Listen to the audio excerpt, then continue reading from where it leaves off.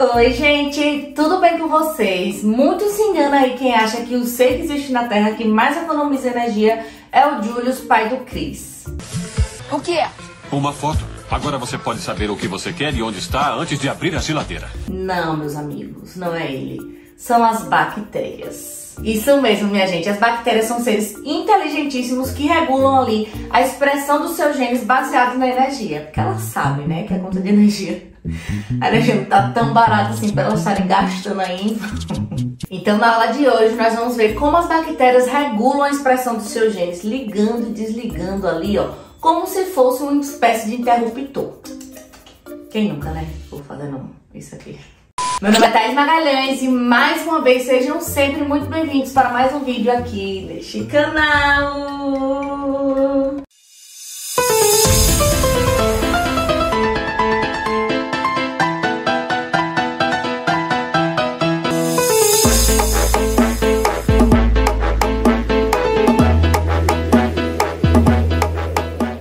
Antes de começar esse vídeo, deixa o seu like que me ajuda muito. Se você ainda não é inscrito, é novo por aqui, prazer.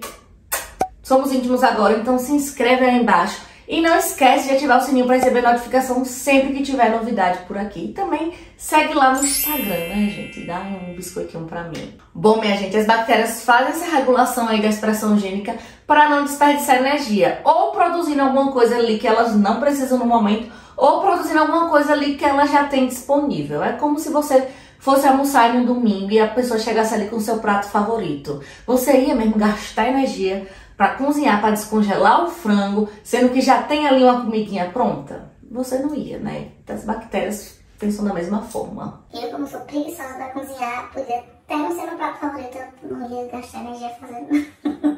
E o principal ponto dessa regulação é o processo ali de transcrição. Porque pensa comigo, as bactérias não têm ali um núcleo separadinho do citoplasma, é tudo ali, ó, no citoplasma. Então, quando o RNA mensageiro é pronto, ele imediatamente já vai, ó, chega os ribossomos e já vai traduzindo. Então, é mais interessante para ela só produzir um RNA mensageiro quando realmente ela vai precisar ali daquele produto final daquele RNA mensageiro. Mas eu quero deixar claro que existem outros tipos aí de regulação da expressão gênica dos procariontes que ocorre tanto após a transcrição, como também ali no processo de tradução. Mas o que a gente vai ver na aula de hoje é o principal, assim, o the best, que é o pré-transcricional. Então, sem mais demora, vamos aos slides. Hello, gente! Já estou aqui nos slides e vamos entender, então, como é que funciona essa regulação da expressão gênica em procariotos ou em procariontes. Vamos entender como é que as bactérias ficam ligando e desligando ali a expressão dos seus genes. Uma temática muito importante dentro da biologia molecular é o dogma central da biologia molecular, que eu já falei aqui algumas vezes, né? Pouquíssimas vezes no canal. Então, segundo esse dogma, né, a informação que está contida lá no DNA vai ser transcrita para o RNA e traduzida para uma proteína. Então, esse dogma traz ali a explicação da conexão entre o genótipo até o fenótipo. Mas tem uma pergunta crítica que esse dogma não responde. Como é que a gente sabe aí como é que é regulado aí esse fluxo de informação ao longo dessa via molecular? Como é que a gente sabe que esse dogma realmente está acontecendo ou não? Que a bactéria está ali ativando seus genes ou reprimindo? Como eu disse lá no início do vídeo, gente, as bactérias, elas são inteligentíssimas. Então vamos pegar aqui o exemplo da Escherichia coli, E. coli para os íntimos. Ela é uma bactéria que vive lá no nosso intestino grosso. Então, a alimentação dela vai depender ali do que a gente comer. No caso, a minha... Tô brincando, mãe. Tô tentando ser saudável. Então, o que a gente deixa de comer ou não é que vai ditar ali os nutrientes que vão estar disponíveis ou não para essas bactérias. Por exemplo, se tiver glicose ali no meio, ela vai utilizar esse açúcar para produzir ATP, energia. Mas se não tiver, ela vai pegar uma lactose, uma maltose, uma xilose, qualquer açúcar ali que a gente tiver enfiando dentro do nosso corpo. Resumindo, minha gente, ela se vira com o que tiver, né? É totalmente resiliente. Só que essa flexibilidade bioquímica que ela tem, do tipo, ai, tô preparada aí pro que der e vier, não vem de graça, né? Afinal, nada na vida vem de graça, a não ser as decepções. Pensa comigo, produzir todas as enzimas necessárias para todos os possíveis ali quadros ambientais que ela pudesse ter, iria gastar muita energia, né? Já pensou, vou produzir aqui as enzimas para degradar a lactose. E aí eu vou lá e falo, não tô afim de comer lactose hoje não, que eu tô achando que tô com intolerância. E aí, imagina aí o gasto energético que ela não teve produzindo enzimas que ela não iria utilizar. Então, como é que a E. coli consegue estar ali pronta para o que deve manter essa flexibilidade bioquímica, mas sem gastar energia ao mesmo tempo? E a resposta está na regulação da expressão gênica. Quando o ambiente muda, minha gente, as bactérias conseguem reconhecer e aí falam, eita galera, mudou, vamos expressar aqui tal gene, vamos traduzir tal proteína. Por exemplo, vamos supor ali que surgiu uma fonte de carbono no meio e a bactéria está louca por essa fonte. Imediatamente ela começa ali a transcrever genes, a traduzir proteínas que vão fazer com que ela quebre essa molécula, que enfim, que ela consiga captar essa molécula. E aí vamos supor que essa fonte acabou de carbono. Então imediatamente ela vai lá e faz o quê? Desliga tudo. Genial, né? E a gente já viu isso aí de desligar e ligar genes lá quando a gente tava falando da epigenética, tá? Mas não confunda, esse negócio aí da epigenética é de eucariontes. Mas só para fazer uma assimilação aqui legal com vocês, nós eucariontes temos diversos tipos celulares, né? Células das mais diferentes funções, diferentes formas. E essas células têm o mesmo material genético, só que os genes que são expressos são diferentes, porque a gente também tem essa capacidade de estar ligando e desligando genes. Então isso, minha gente, poupa uma energia que o Júlio está orgulhoso da gente. Então vocês conseguiram entender, né? Se tiver ali uma fonte que ela queira, por exemplo, uma lactose, vamos lá. Então vou começar a expressar genes que eu sei que vão quebrar essa lactose, no caso a bactéria, sabe? Para fazer com que ela consiga digerir aí esse açúcar. Então, minha gente, as bactérias são uma espécie ali de interruptor, ligando e desligando a expressão dos genes de acordo ali com o ambiente que elas estão inseridas. Então, por isso que a gente fala que as bactérias, elas são oportunistas nutricionais. Ou seja, ela consegue detectar ali o ambiente, consegue ver, deixa eu ver o que é que tá tendo aqui para eu me alimentar. Não tá tendo isso, mas eu tô precisando disso, então eu vou ter que produzir. Aí sim, eu vou ter que gastar minha energia, vou ter que ir até a cozinha cozinhar, porque ninguém chegou com o meu almoço. Então, para isso, elas têm sistemas reguladores para fazer com que esse gasto energético seja o mínimo possível, minha gente, porque todos os seres vivos estão aqui tentando poupar energia, tá? Por mais que você ache que não, a gente tenta fazer essa reserva energética. Na verdade, a gente sabe, né? Porque o tanto de gordura que a gente acumula, mas enfim, isso não tem nada a ver com as bactérias. Então, para fazer com que esse gasto energético seja o mínimo possível, as bactérias têm ali um sistema que conseguem ligar e desligar a transcrição dos seus genes, tá? Vou botar aqui mais pro cantinho. E aí, para fazer isso, e aí Snoopy não sabe se ele quer ficar lá dentro ou quer ficar lá fora. E aí, para fazer isso, as bactérias têm que ser capazes de reconhecer as condições ambientais nas quais elas devem ativar ou reprimir aí a transcrição desses genes. E também elas têm que ser capazes de ligar e desligar a transcrição de cada gene específico ou de um grupo de genes, tá? Vocês vão entender melhor esse negócio aí de um grupo de genes. Então, ó, olha aqui pra cima. No caso, eu tô olhando pra cima. É um interruptor. Liga e desliga os genes. Então, a gente vai entender como é que isso ocorre, como é que isso funciona, tá? E aí, minha gente, tem uma aula que eu vou deixar passando aqui em cima, assistam, porque, eita, ou a aula que deu trabalho pra fazer, eu achei que ia ser tão simples, mas, minha gente, eu tive que ler tanto livro de genética pra fazer essa aula, mas não vem ao caso. Nós temos aqui a estrutura do gene, tá? Uma estrutura bem básica. Nós temos o início e o fim da sequência codificante, né, que começa sempre ali na base mais 1, e antes dessa sequência codificante existe uma região promotora, que tá ali antes da sequência mais 1, e por isso ela é dita como negativa ali, na parte negativa, menos 5 e menos 10. Essa região promotora serve para quê? Para falar, olha a RNA polimerase, que é a nossa estrelinha aqui, protagonista. Logo ali em frente tá um gene, vai ali transcrever. Então a RNA polimerase, ela tem que se encaixar nessa região promotora, que é que vai dizer, olha, o gene tá ali, pode ir, você tá lindíssima, belíssima, faz seu trabalho e vai. Então todo gene, antecedendo ele, é obrigatório ter uma região promotora, porque se não tiver essa região promotora, a RNA polimerase não reconhece e aí não acontece a transcrição. Só que dentro desse cenário existem dois tipos de genes, tá? Os genes regulatórios e os genes estruturais. E agora vamos ver aqui as diferenças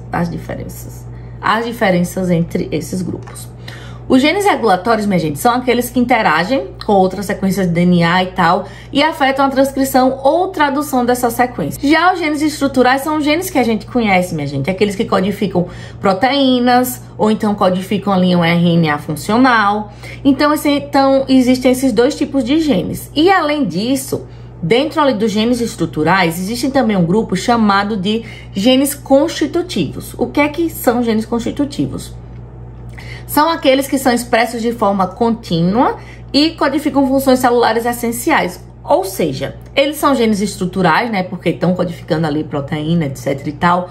Só que eles não têm regulação gênica, porque eles precisam ser expressos a todo momento. Porque as funções deles são vitais ali para a bactéria ou para qualquer ser vivo. Por exemplo, genes que estão envolvidos ali, vamos supor, na respiração celular de uma bactéria aeróbia.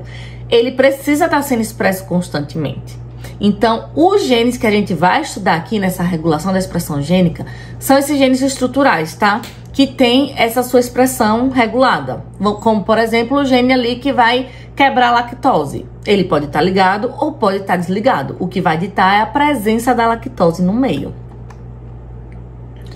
Bom, então, a gente tem aqui a estrutura do gene, né? E aí, tem uma coisa muito importante que eu preciso falar pra vocês. Lembra que eu falei lá que toda sequência codificante, que sempre antes de um gene, vai ter uma região promotora, que é a região que vai falar, olha, RNA polimerase, o gene tá logo ali em seguida. Pois é. O que é que acontece nas bactérias? Os genes, eles vão dividir a mesma região promotora, ou seja, os genes vão dividir ali o mesmo promotor. Então, como vocês podem ver aí na figura, a gente tem um promotor para um gene Z, um gene Y e um gene A. Então, minha gente, as bactérias vão ter o mesmo promotor para 3 genes diferentes. Então, vamos supor que chega a RNA polimerase e queira fazer ali a transcrição. Ela não vai fazer a transcrição só do gene Z. Ela vai fazer do gene Z, do gene Y e do gene A. E a esse nome aí de genes agrupado com o mesmo promotor, a gente dá o nome de operon. Em alguns lugares vocês vão encontrar operon, mas eu acho tão feio falar operon. Enfim, a gente chama de operon. Ai, Thaís, mas vamos supor que a bactéria só esteja precisando ali do gene Y. Tem como a RNA polimerase chegar, botar a bundinha no promotor, pular o gene Z e só transcrever o gene Y? Não, minha gente. Porque, como diria um grande pensador, filósofo contemporâneo do Arrocha, o cantor apaixonado, que eu sou fã, Pablo, a voz romântica, é tudo ou nada. Ou transcreve tudo, ou não transcreve nada.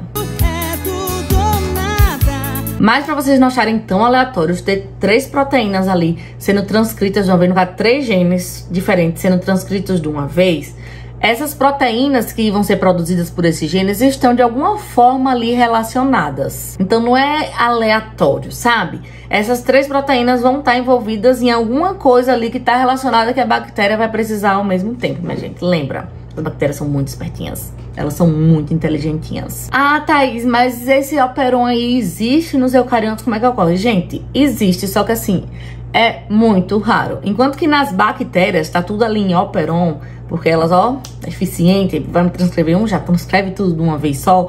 Na gente não é tão assim, tá? Nossos genes já estão mais espaçados, cada um tem um promotor.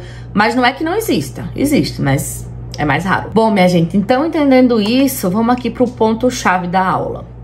Como é que funciona a transcrição desses genes? Como é que ocorre esse controle transcricional? E para isso eu vou precisar que vocês aprendam 4 palavrinhas, que é assim um segredo dessa regulação da expressão gênica. Essa regulação pode ser positiva ou negativa, e também ela pode ser induzível ou repressível. Mas tá aí, o que isso significa? Bom, pra gente entender direitinho o que é que isso significa, eu vou chamar aqui o gene de volta, tá? Só que eu desenhei ele de um jeitinho diferente, que vocês já conhecem. A sequência codificante, né? Que no caso das bactérias tá ali sendo um operon, vários genes pro mesmo promotor, e a região promotora ali onde vai se encaixar a RNA polimerase. Só que além dessas regiões, se você assistiu aí o vídeo que eu pedi pra vocês assistirem da sequência gênica, do que é um gene, existem mais 2 regiões. Uma chamada operador e a outra chamada sítio de ligação do ativador. Mas, Thaís, agora que eu não tô entendendo nada, tu me dá 4 nomes, positivo e negativo. Já chega com um gene diferente, mas calma, vamos lá. Uma regulação positiva, minha gente, olha aí a carinha bonitinha. Ela é chamada de positiva porque ela precisa de um ativador. Sabe quando você precisa de alguém que te motive? Que você fala assim, poxa, eu sou capaz, mas eu queria tanto que alguém me motivasse. Alguém que fica assim, sendo positivo pra você ir fundo. Ou então, por exemplo, quando você quer ir malhar e você tem que tomar um pré-treino. Ou quando você acorda e você quer que sua alma entre no corpo, então pra fazer o download você toma café. Pronto, isso é um ativador. Isso é um tipo de regulação positiva. Você precisa ali, ó, de um ativador com você. Ai, Thaís, e por que você botou esse ativador rosinha? Não botei em vão. Vocês estão vendo aí que o sítio de ligação do ativador é rosinha? Porque... Isso mesmo, minha gente. Porque o ativador se liga ali no sítio de ligação do ativador. E como vocês podem reparar, esse sítio vem antes do promotor. Por que vem antes, minha gente? Pra dar aquele empurrãozinho. Lembra? É a regulação positiva. A gente só precisa de um empurrãozinho pra gente ir. Então, a RNA polimerase é muito grata a esse ativador que vai vir antes pra dar aquele empurrãozinho pra falar, vai sua linda, brilha, tá tudo pronto, é seu momento. Já o controle negativo, ele ocorre na presença de um repressor. Sabe aquele seu amigo que fica, ai, mas pra que você vai tentar? Você não vai conseguir. Não sei o quê. Que além de não ajudar, ainda atrapalha? Exatamente, é o repressor. O repressor tá de laranjinha porque ele se liga aí nessa região laranjinha, o operador. E como vocês podem ver, o operador vem depois do promotor. Então, mesmo que você queira ir, mesmo que a RNA polimerase queira passar, o repressor tá ali, ai, não... É uma pedra mesmo no seu caminho. Então, minha gente, diferente do ativador, que é aquele seu amigo que tá acreditando mais em você do que você mesmo, o repressor é aquele seu amigo que fica ali empatando, sabe? Que não quer fazer e também não quer que você faça e fala assim, já que eu não posso ajudar, vou atrapalhar. Fica ali empatando. Então lembra, a regulação positiva precisa de um ativador que vai estimular a expressão gênica, que vai falar, vai RNA polimerase, você consegue. Já a negativa vai ter a presença de um repressor que não vai estimular não, vai falar assim, não faz não, fica aí. Que vai inibir mesmo, sabe? Então, como eu disse pra vocês, ó, o ativador se liga ali no sítio de ligação do ativador e o repressor se liga ali no operador. E além disso, a nossa estrelinha, a RNA polimerase, ó, se encaixa perfeitamente aonde? Aqui no promotor, tá? Mas vamos lá, vamos aqui só pra gente entender melhor. Vamos supor ali que a gente tem um gene, a RNA polimerase encontrou um promotor e ela quer ler esse gene. Gente, ela vai tentar ler, ó, e vai. E não vai conseguir, porque tem uma pedra no caminho, porque o repressor tá bloqueando, então a transcrição não ocorre. Mas vamos supor aqui, ó, que a gente tirou esse repressor, veio o ativador e ela vai lindamente fazer o seu trabalho, né? Porque tudo na nossa vida... Eu ia fazer uma reflexão profunda aqui. Mas enfim, tô refletindo só na minha cabeça. Mas é o que eu quis falar, o que eu iria falar, é que o nosso meio, onde a gente tá inserido, determina bastante onde a gente vai chegar, sabe? Bom, então entendendo isso, vamos entender melhor aqui sobre o ativador e o repressor. Os dois, tanto o repressor como o ativador, eles vão ter dois estados, tá? Como se fossem duas faces. Uma que se liga ao DNA e uma que não se liga. Como você pode ver, aí a região da boquinha vai se ligar ao DNA. A cabecinha deles não se liga, tá? Então, quando se liga, tá ali fazendo essa função, ou boa, ou ruim. E quando não se liga, tá... Poxa, eu não tô fazendo minha função. Bom, então eu peguei aqui um ativador, só pra dar como exemplo, tá? E, como eu disse, tem duas regiões, tá? Mas o repressor também tem.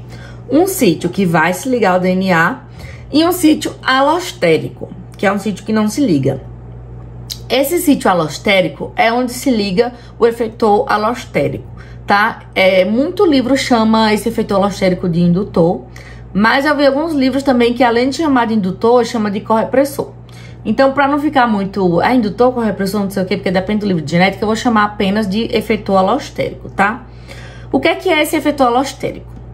Ele é uma proteína que ele tem a capacidade de mudar a conformação tanto do ativador como do repressor. Então, ele consegue fazer com que esse ativador ou esse repressor consiga se ligar ao DNA ou mudar sua conformação para que ele não consiga se ligar. Então, esse efetor alostérico, ele vai deixar esse sítio de ligação ao DNA, né, que no caso vamos supor aqui que é a parte da boquinha, de dois modos, ou funcional, que consegue se ligar ao DNA, ou não funcional, que não consegue se ligar ao DNA. E é assim que vai ocorrendo a regulação da expressão gênica. Por quê? Não basta ter um ativador e não basta ter um repressor e ele não conseguir se ligar. Porque se nenhum dos dois conseguir se ligar, vai adiantar de quê? De nada. Então, minha gente, esse efeito alostérico, ele é que é o pulo do gato por trás da história. Então, ó, vamos supor que a gente tem aqui, ó, o nosso ativador bonitinho, com o queixo apoiado ali. Snoopy fica assim, minha gente, nas coisinhas tão bonitinho. Ele bota o queixo assim, apoiado ali no sítio de ligação do ativador. Mas veio o efeito alostérico e falou, vamos dar um pause aí nessa transcrição, né? E mudou o formato, mudou a conformação desse ativador. Então ele perde a afinidade pelo DNA. Ele não consegue mais se ligar ali no sítio de ligação do ativador. Enquanto esse efeito alostérico estiver ligado nele, ele não vai conseguir se ligar. E aí, no caso, a transcrição não vai acontecer. Então, esse efeito alostérico, minha gente, é a chave de tudo. Quando a gente for estudar mais pra frente o Operon-Lac, vocês vão ver lá a lolactose. Olha, eu dando spoiler. A lolactose, que ela é que controla tudo, minha gente. A bicha é genial. Tá? Mas também, esse efeito alostérico pode estar lá presente e fazer, não muda sua conformação, não. Vou deixar sua conformação aqui pra você se ligar, de fato, ao DNA. Então, minha gente, tenham em mente que esse efeito alostérico, ele pode fazer com que o ativador e o repressor se encontrem em dois estados. Um funcional, que é quando vai conseguir se ligar ao DNA, e um não funcional, que é quando não vai conseguir se ligar ao DNA. Então, esse efeito alostérico é que vai detectar lá as coisas do meio e vai falar, se liga, não se liga. É basicamente isso, tá? Então, vamos voltar aqui. E vocês já entenderam o que é a regulação positiva e negativa.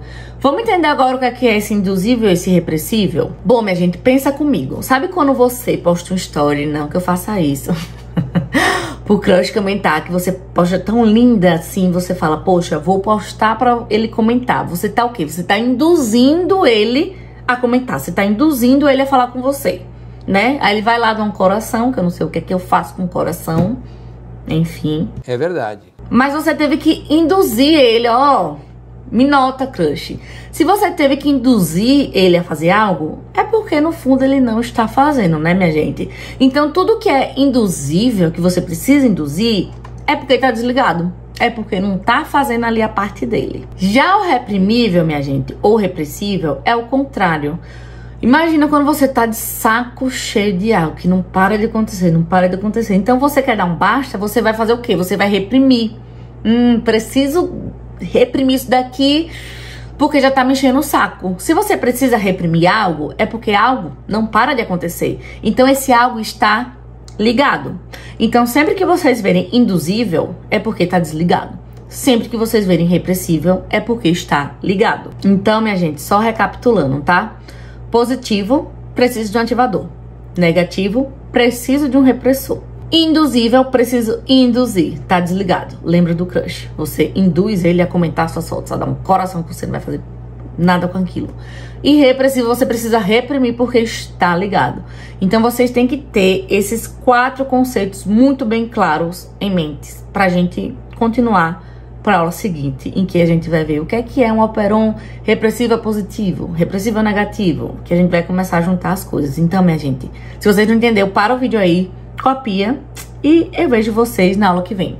Vou me despedir, vou me despedir de vocês formalmente em 3, 2, 1. Então esse foi o vídeo, gente, eu espero que vocês tenham gostado. Se ficou com alguma dúvida, comenta aí embaixo. Semana que vem a gente volta aí com a parte 2. Um beijo, tchau!